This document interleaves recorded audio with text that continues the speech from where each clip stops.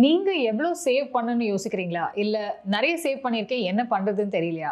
எங்களோட 10 AM வெபினாருக்கு join பண்ணுங்க. How much saving is too much saving. அதே மாதிரி 12 PMக்கு இன்னொரு வெபினார் லைஃப் இன்சூரன்ஸ் செக்டர் பத்தி by our very own research analyst Sanjay. கண்டிப்பா வாங்க, லிங்கை கிளிக் பண்ணி ரெஜிஸ்டர் பண்ணுங்க. மேனேஜிங் கோல்ட் லோன்ஸ் பெட்டர், தங்க கடன் வாங்கக்கூடாது அப்படின்னு ஒரு கருத்தியல் ரீதியான ப்ராபகண்டா பண்ணுறது ரொம்ப ஈஸி. நிறைய முதல் ஜெனரேஷன்ஸாக சொத்து வச்சுருக்கிறவங்க இதை தாராளமாக பண்ணலாம். பட் வளர்கிறவங்களுக்கு என்ன லைஃப்பில் மிஸ்ஸிங் அப்படின்னு கேட்டிங்கன்னாக்கா கேபிட்டல் மிஸ்ஸிங். திடீர்னு உங்கள் பிஸ்னஸில் மூலதனம் தேவைப்படுது, பணம் தேவைப்படுகிறது, கொஞ்சம் அடிஷ்னல் ஸ்டாக் வாங்கி பிஸ்னஸை வளர்க்குறதுக்கு. திடீர்னு உங்களுக்கு ஒரு மிஷின் வாங்க வேண்டியிருக்கு, திடீர்னு ஒரு வண்டி வாங்க வேண்டியிருக்கு டெலிவரி பண்ணுறதுக்கு. ஏன்னா உங்கள் பிஸ்னஸ் வளருது, இன்னொரு வண்டி இருந்தால் டெலிவரி இன்னும் நல்லா பண்ண முடியும். ஒரு கம்ப்யூட்டர் வாங்க வேண்டியிருக்கு, சாஃப்ட்வேர் வாங்க வேண்டியிருக்கு. ஏன்னா இன்றைக்கி எல்லா சாஃப்ட்வேரும் நீங்கள் வாங்கி தான் ஆகணும். அடுத்தபடியாக இன்னொரு பிரான்ச் போட வேண்டியிருக்கு. பிஸ்னஸ் நல்லா போய்கிட்டு இருக்கு, பட் இன்னொரு பிரான்ச் போட வேண்டியிருக்கு. இப்படி நிறைய வகையில் தொழில் முனைவருக்கு பண தேவை வரும். அப்போ அவங்க கேபிட்டல் எங்கே இருக்குது? மொத்த கேபிட்டல் ஏற்கனவே பிஸ்னஸில் இருக்குது. இப்போ வெளியிலிருந்து கேபிட்டல் கொண்டு வரணும்னா அவங்க என்ன பண்ண முடியும்? யாரை போய் கேட்பாங்க? யாரையும் கேட்க முடியாது. நம்மக்கிட்ட இருக்கிறதுலேருந்து கேபிட்டல் எப்படி ஃபார்ம் பண்ணுறதுன்னு ட்ரை பண்ணணும். அப்போ தான் எல்லாருமே கோல்டு லோன் வாங்கலாமான்னு யோசிக்கிறாங்க. இது பிஸ்னஸ் மைண்ட் செட்டில் கோல்டு லோனை அணுகக்கூடிய ஒரு வழிமுறை. ஸோ அந்த இடத்துல என்ன நடக்குதுங்கிறத தெளிவாக புரிஞ்சுக்கணும். கோல்டு லோன் என்பது உங்களுக்கு கேபிட்டல் கொடுக்குது. ஸோ ஒரு கடன்லேருந்து நீங்கள் உங்களுடைய கேபிட்டலை கொண்டு வந்து சேர்க்குறீங்க. பட் ஒரு விஷயம், கேபிட்டல்னு ஒன்று பிஸ்னஸுக்கு நீங்கள் கொடுக்கும்போது கிட்டத்தட்ட அது பர்மனெண்ட். நீங்கள் உங்கள் பிஸ்னஸ்க்கே கடனாக கொடுத்தா கூட யாரால பிஸ்னஸ்லேருந்து பணத்தை வெளியே எடுக்க முடியுதுன்னு கொஞ்சம் யோசிங்க. போட்டால் அது கிணத்துல போட்ட மாதிரி எடுக்கவே முடியாது, அங்கேயே உள்ளே போய் உட்காந்துக்கும். ஏன்னா கீழே போய் தேடி தொலாவி அந்த பணத்தை எடுக்கிறதுக்கு நமக்கு டைமும் இல்லை, அதற்கான வாய்ப்பும் இல்லை. ஸோ கடன் வாங்கி நம்ம கேபிட்டலில் கொண்டு வரோம் பிஸ்னஸ்குள்ளே. இதுதான் நடக்குது கோல்டு லோன் வாங்கும்போது. நல்லா புரிஞ்சுக்கங்க. இது பிஸ்னஸ் மேன் லைஃப்பில். சேலரிட் பர்சன் லைஃப்பில் நடக்கிறது வேற ஒரு விஷயம். திடீர் செலவுக்கு தான் அவங்க வந்து கோல்டு லோன் வாங்குறாங்க முக்கால்வாசி பேர். சில பேர் மட்டும் முதலீடு செய்வதற்கு கோல்டு லோன் வாங்குறாங்க. உதாரணத்துக்கு வீடு வாங்குறதுக்கு கோல்டு லோனை வாங்கி அந்த பணத்தை தங்களோட கேபிட்டலாக வீட்டில் கொண்டு வராங்க. ஏன்னா கடன் கொடுக்குறவன் என்ன சொல்கிறான், ஹோம் லோன் கம்பெனி உன்னுடைய பங்கிற்கு நீ 25% கொண்டு வரணும்னு சொல்லுவான். அந்த 25 இல்லாதனால என்ன பண்ணுறாங்க, அதையும் கடனாக வாங்கி அதை வந்து அவங்களை தங்களுடைய முதலாக கொண்டு வராங்க. ஸோ பிரின்சிபல்னு பார்த்தீங்கன்னா ஒரு பிஸ்னஸ் மேனாக இருந்தாலும் சரி, ஒரு சேலரிட் பர்சனாக இருந்தாலும் சரி, முதலீட்டு தேவைக்கு தங்க கடன் வாங்கும்போது அந்த பணம் அவருடைய கேபிட்டலாக தான் அந்த முதலீட்டுக்குள்ளே போகுது. நல்லா புரிஞ்சுங்க. இதை வந்து ஃபஸ்ட்டு எல்லாரும் ரொம்ப தெளிவாக உணரணும். கேபிட்டலாக உள்ளே போகும்போது அதை திரும்பி வெளியே எடுக்க முடியாதுங்கிறத நீங்கள் ரொம்ப தெளிவாக மைண்டில் வச்சுக்கணும். அதை ஏற்றிக்கணும். ஃபஸ்ட்டு அந்த பணம் திரும்பி வரப்போகிறதில்ல உடனே. அப்போ நீங்கள் என்ன பண்ணுவீங்க, எப்படியோ இந்த கடனை வேகமாக அடைக்கணும் அப்படின்ற ஒரு தாட் ப்ராசஸ்க்கு வந்து சேரணும். சேர்றீங்களா? 90% ஆஃப் பீப்புள் எப்படி அந்த கோல்டு லோனையும் ரோல் ஓவர் பண்ணலாம் அப்படின்னு தான் திங்க் பண்ணுறாங்க. ஸோ என்ன நினைக்கிறாங்கன்னா, பர்மனண்ட்டாக ஒரு லோனை வச்சுக்கிட்டு அதை பர்மனன்ட் கேபிட்டலில் சப்போர்ட் பண்ணுறதுக்கு ஒரு வழிமுறையை உருவாக்கணும்னு நினைக்கிறாங்க. இது கான்செப்சுவலி பயங்கர தவறானது.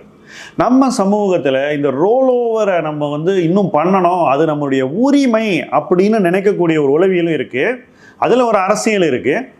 ஃபஸ்ட்டு அந்த உளவியல் தப்பு, அரசியலை விட்டுருவோம்.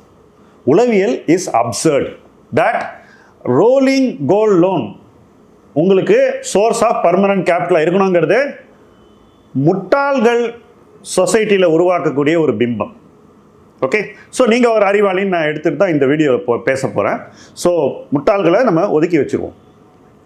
இந்த லோனை நீங்கள் வாங்கினீங்கன்னாக்கா அது temporary source of permanent capital. அப்படின்னா என்ன அர்த்தம்? கேபிட்டல் பிஸ்னஸுக்கோ அல்லது வீட்டுக்கோ ஏதோ உனக்கு தேவை, நீங்கள் வந்து இந்த லோனை வாங்கி அங்கே அதை போட்டிருக்கீங்க. எவ்வளவு சீக்கிரம் நீங்கள் இந்த லோனை அடைக்கிறீங்களோ அவ்வளோ சீக்கிரம் இது உங்களுடைய கேபிட்டலாக மாறிடும். புரிஞ்சுக்கங்க. இந்த லோனை நீங்கள் அடைக்கலைன்னா, ஒரு பக்கம் கடனை வச்சுக்கிட்டு இன்னொரு பக்கம் கேபிட்டல் வச்சுருந்தீங்கன்னாக்கா அது உங்களுக்கு ஹையஸ்ட் ரிஸ்க்கு, செய்யவே கூடாத ஒரு விஷயம்ன்றது தான் இதில் ஃபஸ்ட்டு பாயிண்ட். ஸோ ஒரு லோன் அவசரத்துக்கு நீங்கள் வாங்கலாம், ஆனால் அதை எவ்வளோக்கு எவ்வளோ சீக்கிரம் அடைக்கிறீங்களோ அவ்வளோக்கு அவ்வளோ நீங்கள் அந்த பணத்தை எங்கே என்டியூஸுக்கு போட்டிருக்கீங்களோ அந்த இடத்துல அது உங்கள் கேபிட்டல் ஆகிடும். இதை நீங்கள் அடைக்கலைன்னா அது உங்கள் கேபிட்டல் இல்லை, அது கடன் கொடுத்தவனுடைய பணம். As simple as that. I know இது ஒரு ஹெவி சப்ஜெக்டாக இருக்குது. இதெல்லாம் பேசுறதுக்கு பதிலாக இந்த ஸ்டாக்கை வாங்க அதை விருன்னு சொல்லிட்டு போயிடலாம், சொல்லிட்டு எல்லாருக்கும் லாஸ் கிரியேட் பண்ணிடலாம். பட் நம்ம அந்த பாதையில் போகாமல் கொஞ்சம் கஷ்டமான ஒரு விஷயத்தை பேசுகிறோம். குறைவான நபர்கள் இதை எடுத்துக்கிட்டாலும் it is good for me. Because இதெல்லாம் சரி பண்ணலன்னா ஒருத்தன் வந்து பணக்காரன் ஆகவே முடியாதுங்கிறது தான் பேசிக் ட்ரூத். இதை நீ சரி பண்ணோம் பண்ணாதேன்னு சொல்கிறது ஒன்று, எப்படி பண்ணணும்னு சொல்கிறது ரெண்டாவது. நம்ம ரெண்டாவது பார்த்து தான் இந்த இடத்துல எடுக்கிறோம். ஸோ கோல்டு லோனை பிஸ்னஸுக்கு வாங்குறவன் எவ்வளோக்கு எவ்வளோ சீக்கிரம் அதை அடைக்கிறானோ அவ்வளோக்கு அவ்வளோ அவனால் பிஸ்னஸில் தன்னுடைய கேபிட்டலை கூட்ட முடியுது. இந்த லைபிலிட்டி எக்ஸ்டிங்விஷ் ஆகிடுது, இது உங்களுடைய சொத்தாயிடுது. கடன் முடிவுக்கு வருகிறது, முதல் கூடுகிறது. இதுதான் அந்த டிரான்சாக்ஷன். இதே நீங்கள் ஒரு வீடு வாங்குறதுக்கு பண்ணாலும் இதுதான் டிரான்சாக்ஷன். இப்போ இது பண்ணவே கூடாது அப்படின்னு சொல்கிறதுக்கு சில பேர் இருக்காங்க. ஏன்னா அவங்களுக்கு இதுக்கு மேலே பணம் இருக்குது. யாருக்கு இது தேவையோ அவங்க அதை செய்யணும், ஆனால் பொறுப்பாக செய்யணும்ன்றதான் என்னுடைய பாயிண்ட். இப்போ செய்யலாமா கூடாதான்ற ஒரு கேள்வியும் டெஃபினட்டாக ரைஸ் பண்ணணும்.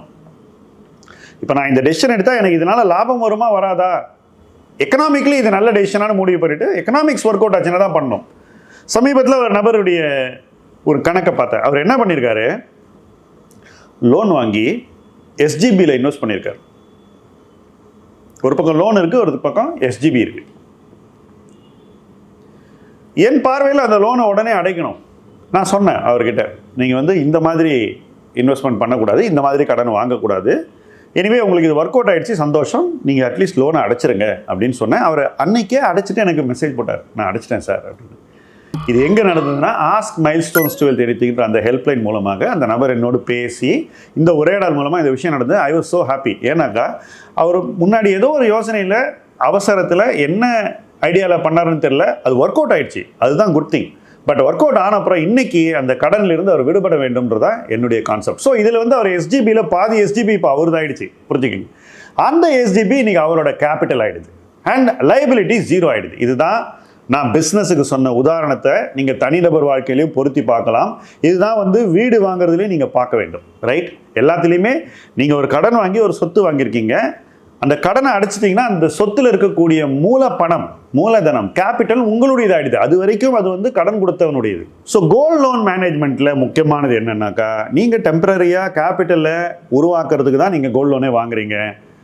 அந்த கேபிட்டல் உங்களுடைய ஆகணும்னா நீங்கள் கோல்டு லோனை விரைந்து அடைக்க வேண்டும். அப்போ அதை விரைந்து அடைக்க வேண்டும்னா நிச்சயமாக நீங்கள் அதில் கட்டக்கூடிய வட்டி குறைவாக இருக்க வேண்டும். அதிக வட்டிக்கு கோல்டு லோன் வாங்கினீங்கன்னாக்கா அது உங்களுடைய கேபிட்டல் ஃபார்மேஷனுக்கு எதிரி, உங்களுடைய வாழ்க்கைக்கு பேராபத்து. அந்த பேராபத்தை எப்படி தவிர்க்க வேண்டும் அதை தொடர்ந்து அடுத்த வீடியோவில் நம்ம பேசுவோம். ஏன்னா கோல்டு லோன் மேனேஜ்மெண்ட்டுங்கிறது சிம்பிள் சப்ஜெக்டாக இருந்தாலும் எல்லாருமே தப்பாக பண்ணக்கூடிய சப்ஜெக்ட். நம்ம எல்லாமே சிம்பிள் விஷயத்துலாம் தப்பெல்லாம் பண்ணுறோம். சிம்பிள் விஷயத்தை சரி பண்ணிக்கிட்டாலே பெரிய விஷயங்களை பண்ணுறதுக்கு நமக்கு துணிவு வந்துடும், திறன் வந்துடும், அதற்கான நேரமும் வந்துடும், ரைட்?